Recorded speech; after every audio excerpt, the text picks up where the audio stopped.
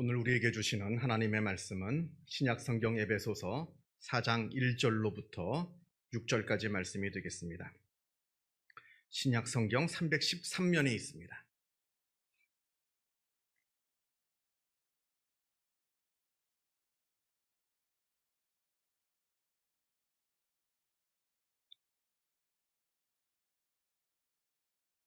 신약성경 313면 에베소서 4장 1절로부터 6절까지 말씀을 봉독합니다. 이 계시의 말씀을 봉독할 때에 살아계신 하나님의 음성을 다 함께 들으실 수 있기를 바랍니다. 그러므로 주 안에서 갇힌 내가 너희를 권하노니 너희가 부르심을 받은 일에 합당하게 행하여 모든 겸손과 온유로 하고 오래 참음으로 사랑 가운데서 서로 용납하고 평안에 매는 줄로 성령이 하나 되게 하신 것을 힘써 지키라. 몸이 하나요 성령도 한 분이시니 이와 같이 너희가 부르심의 한 소망 안에서 부르심을 받았느니라. 주도 한 분이시요 믿음도 하나요 세례도 하나요 하나님도 한 분이시니 곧 만유의 아버지시라. 만유 위에 계시고 만유를 통일하시고 만유 가운데 계시도다. 아멘. 지금 서점가에 나가보면 기분이 태도가 되지 말자라는 책을 만날 수가 있습니다. 기분이 태도가 되지 말자. 이건 아주 중요한 이야기입니다. 미성숙한 사람은 자기의 기분에 따라 그 태도가 달라집니다. 반면에 성숙한 사람은 자기의 기분과는 상관없이 늘 일관적인 태도를 유지할 수 있는 사람들입니다. 하루에 수십 번도 바뀌는 게 우리의 기분일진데 그때마다 우리의 태도가 달라진다면 어떻게 되겠습니까? 자기에게 기분이 좋은 일이 있다고 그 기분에 들떠가지고 해야 될 일은 다 미루고 그 기분에만 젖어 있다가 또 갑자기 기분이 우울해지면 해야 될 일은 다 내팽개치고 어디 처박혀 들어가서 울고만 있고 또 내가 짜증이 난다고 아무 사람한테나 짜증을 부리고, 이건 미성숙한 사람들의 모습이지 성숙한 사람들의 모습이 아닙니다. 성숙한 사람들이란 절대로 자신의 감정에 휘둘리지 않습니다. 자기의 감정과는 상관없이 그 태도에 있어서 일관성을 유지할 수 있는 사람들이 바로 성숙한 사람들이라 말할 수가 있습니다. 그리고 그러한 사람들이야말로 다른 사람들로부터 신뢰를 받을 수가 있게 됩니다. 한번 생각해 보세요. 자기의 감정과는 상관없이 늘 일관적인 태도를 가지고 있는 사람, 그래서 그런 예측 가능한 사람은 만나고 싶고 그 사람과 사귀고 싶고 그 사람과 일을 하고 싶지, 어떻게 기분에 따라서 이리 변했다 저래 변했다 도통 짐작할 수가 없는 그런 예측 불가능한 사람을 누가 만나고 싶어하고 누가 사귀고 싶어하며 누가 그 사람과 같은 일을 도모하겠습니까? 그러므로 성숙한 사람이란 자기의 감정을 잘 다스릴 줄을 아는 사람을 말합니다.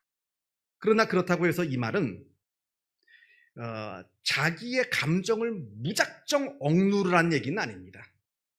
자기의 감정을 잘 표현할 줄을 몰라서 자기의 감정을 무작정 억누르고 끙끙대고 있는 거, 이것도 미성숙하기는 다 마찬가지입니다.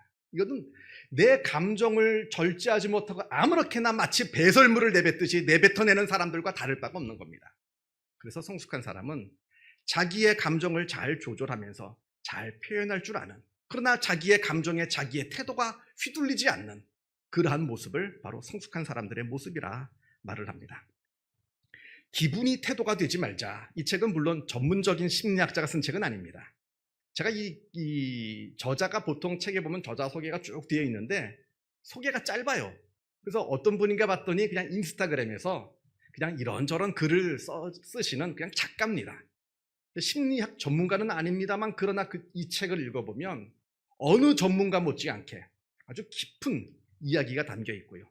또 전문가가 아니니까 또 읽기가 편합니다. 쉬워요.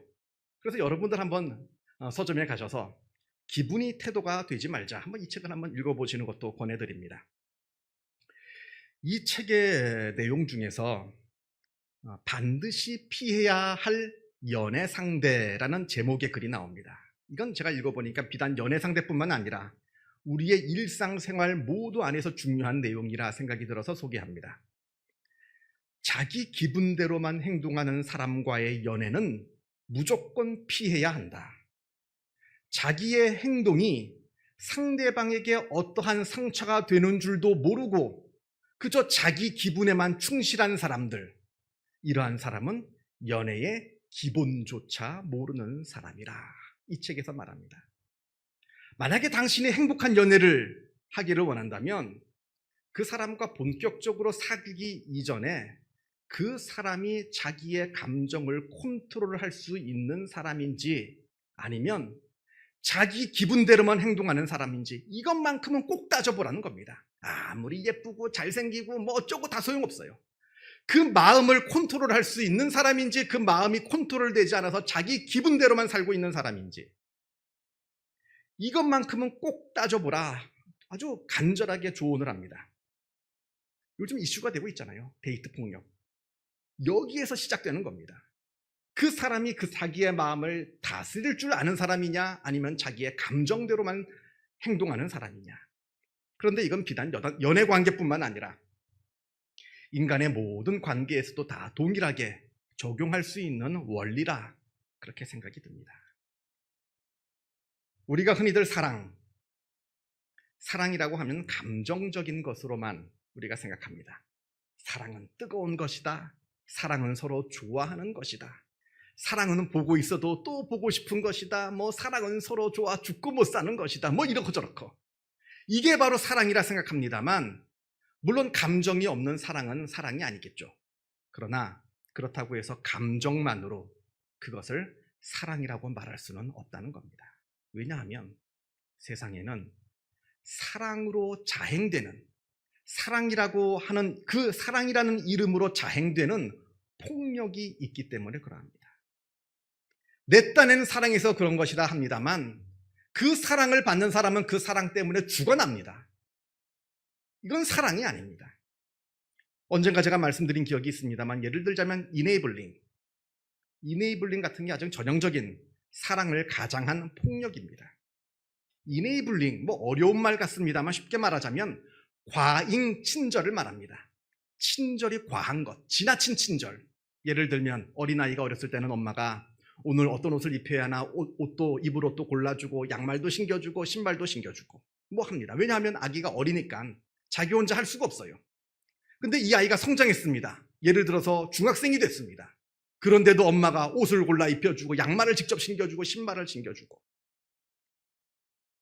예를 들자면 그렇다는 겁니다. 그러면서 그 엄마는 다 내가 사랑해서 하는 것이라 합니다. 내가 사랑하기 때문에 너무나 사랑스러워서 하는 것이라 합니다만 이건 사랑이 아닙니다. 폭력입니다. 지나친 친절은 폭력이라고 하는 것을 우리는 분명하게 알아야 합니다. 다 자기 좋자고 하는 것이죠. 자기 만족 때문에 하는 사랑은 절대로 사랑이 아닙니다. 오히려 그럴 때는 오히려 내버려 두고 자유롭게 혼자 할 수 있도록 좀 서툴러도 가만히 내버려 두는 게 사랑입니다. 그게 바로 진정한 사랑의 모습이라고 하는 겁니다. 여러분, 친절이 과하면 그건 폭력입니다. 우리가 그걸 분명히 알아야 합니다. 또 가스라이팅, 요즘에 회자되는 이야기입니다. 가스라이팅은 지나치게 상대방의 잘못을 계속해서 지적하고 야단을 쳐서 상대방으로 하여금 스스로 자신감을 완전히 잃게 만드는 겁니다. 그래서 그 상대방이 나 없으면 아무것도 못하게 만드는, 그렇게 그 사람의 심리를 지배하는 것을 가스라이팅이라 합니다. 심리 지배입니다. 뭐만 하면 잘못했답니다. 뭐만 하면 틀렸답니다. 이게 아니랍니다. 크게 잘못한 것도 없어요. 그냥 이럴 수도 있고 저럴 수도 있는 건데 뭐만 하면 껄핏하면 잘못했답니다. 그러니까 주눅이 들어요. 그러니까 그 사람한테 매사에 물어봐야 됩니다. 어떻게 할까요? 어떻게 할까요? 그러면서 그 사람의 심리를 완전히 장악하고 지배하는 것, 그것도 다 너 위해서 하는 것이라 말합니다. 그럴 때도 내가 다 너 잘되라고 하는 것이지 내가 왜 그러겠냐고 말을 합니다만 이거는 사랑이 아닙니다.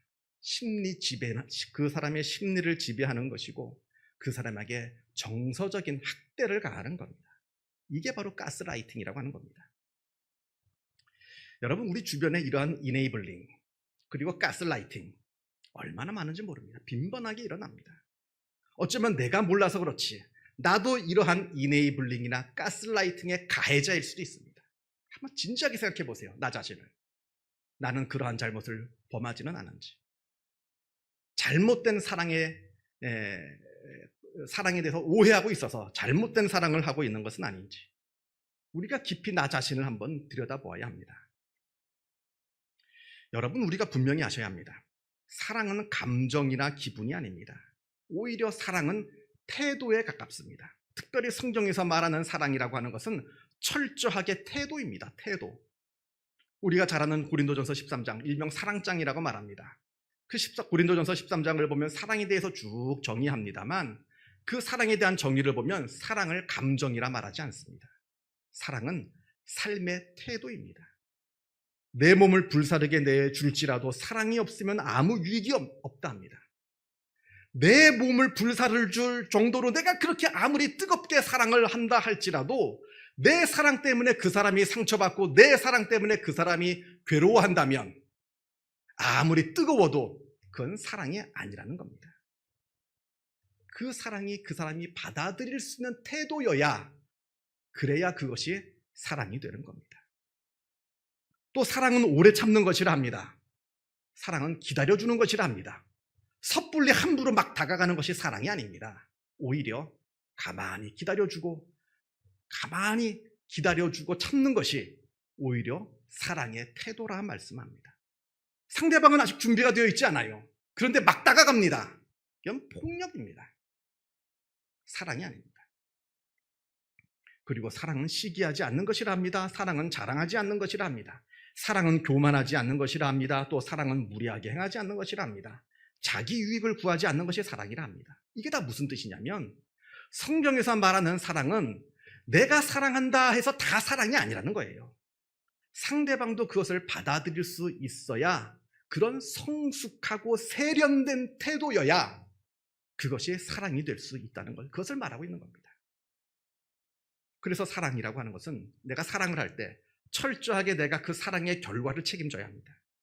아무리 내 딴에는 사랑해서 그런 것이라 해도 그 결과가 상대방에게 상처를 주고 아픔을 주었다면 그건 사랑이 아닙니다.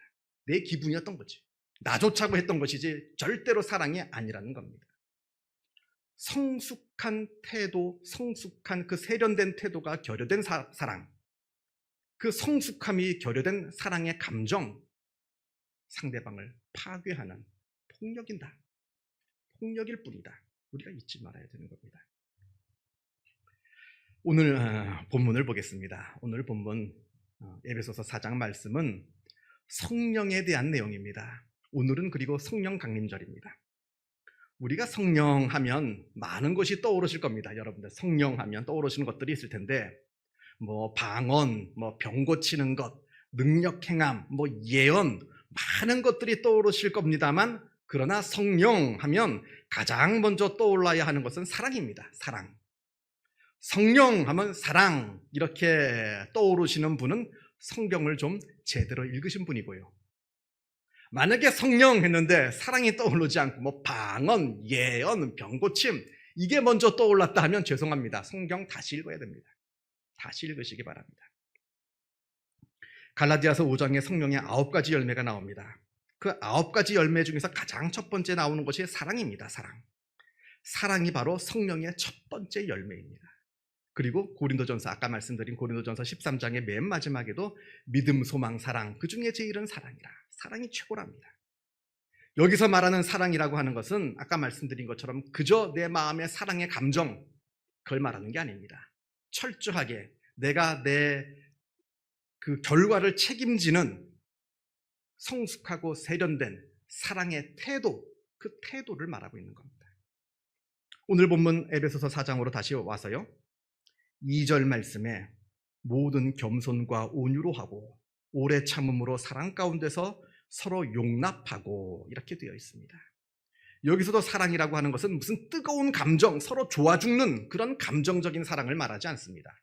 여기서 말하는 사랑도 서로 용납하는 태도를 말합니다. 서로 용납하는 사랑.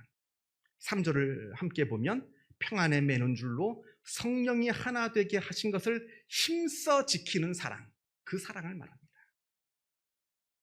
이 당시 초대교회, 에베소 교회뿐만 아니라 모든 초대교회 안에는 아주 서로 다양한 사람들이 함께 모여서 예배를 드렸습니다. 우리가 사도행전 13장을 보면 안디옥 교회의 모습이 나오는데요. 안디옥 교회는 바울이 3번 전도 여행을 떠났는데 그 전도 여행을 모두 계획하고 주도하고 파송한 교회입니다. 바울의 선교 여행 바울 혼자 계획하고 바울 혼자 떠난 거 아니에요. 안디옥 교회가 계획하고 안디옥 교회가 바울을 세워서 안디옥 교회의 후원으로 안디옥 교회가 파송해서 떠난 것이 바로 이 바울의 3번의 전도 여행이었습니다. 요 사도행전 13장에 보면 안디옥 교회의 모습이 나오는데요. 이런 말씀이 나옵니다. 안디옥 교회에 선지자들과 교사들이 있었으니 곧 바나바와 니게르라 하는 시므온과 구레네 사람 루기오와 분봉왕 헤롯의 젖동생 마나엔과 및 사울이라. 안디옥 교회를 이끌고 있는 인물들의 이름들이 쭉 나오는데 우선 바나바, 유대인입니다. 바나바는 유대인. 그리고 니게르라고 하는 시므온. 니게르는 흑인을 말합니다. 지금이야 이제 니그로 하면 아주 비하적인, 흑인에 대한 비하적인 표현입니다만 성경에서 말하는 니게르라고 하는 것은 중립적인 표현이에요. 그냥 흑인이라는 얘기예요. 흑인 시므온이 있었고, 구레네 사람 루기오, 구레네는 지금의 리비아, 북아프리카를 말합니다. 북아프리카. 그래서 리비아 사람 루기오, 그리고 분봉왕 헤롯의 젖동생이라고 하는 것은 어릴 때부터 친했던, 그러니까 헤롯 왕과 어릴 때부터 친했던 사촌이거나 아주 친한 친구이거나 귀족이죠. 어쩌면 왕족이죠. 그런 마나엔, 그리고 사울, 바리새파 사람 사울. 이 제가 언급한 사도행전 13장에 나오는 그 안디옥 교회에 언급되어 있는 이름 중에 그 사람들 몇 면을 보면 무슨 공통점이 있나요? 공통점이란 하나도 찾아볼 수가 없습니다. 서로 피부색이 다릅니다. 출신 지역이 다릅니다. 사회 신분도 다 다릅니다. 다 제각각입니다. 어쩌면 이 안디옥 교회 안에는 분명히 노예도 살고 있었을 거예요. 노예도 신앙생활을 하고 있었을 겁니다. 주인과 노예가 함께 한 교회에서 예배를 드리고 신앙생활을 하는 겁니다. 이게 바로 초대교회의 모습이었다는 겁니다. 예수를 믿는다는 것 말고는 아무런 공통점을 찾을래야 찾을 수가 없었던 그 초대교회의 성도들이 어떻게 분열하지 않고 싸우지 않고 서로 다투지 않고 하나가 될 수 있었을까? 바로 용납하는 사랑이 있었기 때문에 그럽니다. 뜨거운 사랑이 있었던 거 아닙니다. 지금 뜨거운 사랑을 이야기하는 거 아닙니다. 좋아 죽는 사랑 그거 아닙니다. 그런 감정적인 사랑이 아니라 어차피 인간의 감정은 변하거든요. 영원한 감정이 있던가요, 여러분? 하루에도 좋았다가 싫었다가 미웠다가 좋았다가 그게 바로 인간의 감정인데 이런 흔들리는 인간의 감정에 기초한 사랑이 아니라 그런 감정적인 사랑 가지고는 교회를 하나로 묶을 수가 없습니다. 공통점이라야 찾을래야 찾을 수도 없는 그 사람들을 하나로 묶을 수 있는 것은 바로 감정적인 사랑이 아니라 성령께서 우리를 하나 되게 하셨다고 하는 이 사실. 성령께서 우리가 아무리 출신 지역도 다르고 사회적인 신분도 다 다르고 주인과 노예가 함께 있고 해도 하나님께서 성령께서 우리를 하나로 만들게 하셨다 하는 이 사실, 이 진리 하나만 붙잡고 있었던 것 같습니다. 여러분, 같이 지내다 보면 사람들하고 같이 살다 보면 서로의 가치관이 충돌됩니다. 왜 아니겠어요? 수십 년 동안 다 다르게 살아왔는데요. 누구는 유대인, 누구는 헬라인, 누구는 귀족, 누구는 천민, 누구는 노예. 교회 안에서 함께 신앙생활하면서 이해가 되지 않는 게 많을 겁니다. 서로 꼴보기 싫은 게 많을 겁니다. 왜냐하면 서로가 다 살아온 환경이 다 다르거든요. 그러나 그럼에도 불구하고 성령께서 우리를 하나 되게 하셨다. 그럼에도 불구하고 하나님께서 우리를 한 형제 자매로 부르셨다 하는 이 변하지 않는 진리, 이것만 붙들고 있었던 겁니다. 그래서 교회가 하나 될 수 있었던 것이지 다른 것이 아닙니다. 그래서 우리도 마찬가지예요. 우리도 감정적인 사랑을 하는 사람들이 아닙니다. 하나님께서 우리를 하나로 만드셨다고 하는 이 진리 한가운데 서로를 바라봐야 우리 교회가 하나 될 수 있는 것이지 무슨 감정으로 우리 교회가 하나 될 수 있는 것은 절대로 아니라고 하는 겁니다. 그래서 여러분, 성경에서 성도들 간에 서로 사랑하라 많은 말씀들이 나오죠. 성도들 간에 서로 사랑하라 하는 내용들이 많이 나옵니다만 이때 나오는 그 모든 사랑이라고 하는 것은 감정적인 사랑도 아닙니다. 또 한 가지, 적극적인 사랑이 아닙니다. 여러분 한번 성경을 읽어보세요. 성경 가운데 뭐 뜨겁게 사랑하라, 뭐 열렬히 사랑하라, 뭐 그런 말씀 별로 안 나옵니다. 성경에서 나오는 사랑이라고 하는 것은 오히려 소극적인 사랑이 많습니다. 하지 말아라, 그거 하지 말아라. 아주 소극적인 사랑을 이야기할 때가 많습니다. 사람은 세상에서는 적극적인 사랑이 온전한 사랑인 줄 압니다만, 그러나 성경은 오히려 소극적인 사랑이 진정한 사랑이라 말합니다. 그리고 그런 소극적인 사랑이 교회를 지켜줍니다. 좋아 죽는 사랑, 뜨거운 사랑, 오히려 교회를 분열시킵니다. 어렵게 합니다. 저는 교회 안에서 서로 좋아 죽는다고 하다가 나중에 서로 싸워서 원수처럼 지내는 사람들 많이 봤습니다. 서로 좋아 죽는데요. 맨날 같이 다녀요. 밥도 같이 먹고 뭐도 같이 하고. 근데 싸워요. 교회에서 싸우면요, 화해가 없습니다. 다 떠납니다. 둘 다 떠나요. 많이 봤습니다. 그래서 교회 안에서는 적당히 거리를 두시는 것이 좋습니다. 큰 교회야 성도들 간에 다툼이 있다 하더라도, 불편한 관계가 생기더라도 피할 곳이 많아요. 예배도 1부, 2부, 3부, 4부. 저 사람 4부 예배 드리면 나는 1부 예배 드리면 돼요. 마주칠 일이 없습니다. 그러나 우리 교회 같은 작은 교회는 한번 갈등이 생기면 도망갈 곳이 없어요. 계속 봐야 되는 겁니다. 어떡하겠어요? 교회를 떠나죠. 그렇다고 냉랭하게 지내란 말씀이 아닙니다. 성숙하고 세련되게 대하라는 겁니다. 제가 앞에서 언급한 고린도전서 13장에서도 사랑은 무례히 행하지 않는 것이라 합니다. 무례히 행하지 않으려면 서로 어느 정도의 거리가 필요합니다. 그럼 부부관계도 마찬가지예요. 부부관계 뭐 가깝다고 해서 별소리 다 하잖아요. 야자 하면서 별소리 다 하면 그 부부관계 오래 못 갑니다. 부부관계 아무리 가까워도 적당한 거리는 둬야 돼요. 넘지 말아야 할 선은 넘지 않아야 되는 겁니다. 그래야 진짜 사랑할 수가 있는 것이지, 가깝다고 별소리 다 하고 가깝다고 뭐 막 하면 그 사랑은 깨어질 수밖에 없다는 겁니다. 그래서 사랑이라고 하는 것은 무례히 행치 않는 것이 중요하고, 무례히 행치 않으려면 결국에는 어느 정도의 거리가 필요하다는 겁니다. 그리고 갈라디아서 5장에 나오는 성령의 9가지 열매, 그 마지막은 절제입니다. 절제하는 사랑. 내가 좋다고 그냥 막 무조건 막 다가가고 쳐들어가고 막 다가가는 그런 사랑이 아니라 기다려주고 인내하는 사랑. 그러한 사랑이 바로 사랑의 완성이라는 겁니다. 오늘 본문에 성령이 하나 되게 하신 것을 힘써 지키라 합니다. 힘써라는 말이 강조되어 있습니다. 그만큼 교회가 하나 되는 것이 어렵다는 것을 지금 말하고 있는 겁니다. 힘써 지키지 않으면 교회는 하나 될 수가 없습니다. 내가 내 감정 다 표출하면 교회는 흔들리게 되어 있습니다. 그 감정이 좋은 감정이든 나쁜 감정이든 간에 내 감정을 어느 정도 덜어내고 내 태도, 성숙하고 세련된 태도로 성도들을 대할 때, 그때 하나님께서 하나 되게 하여 주신 이 교회 공동체가 하나가 될 수 있다는 사실 잊지 마시기를 바랍니다.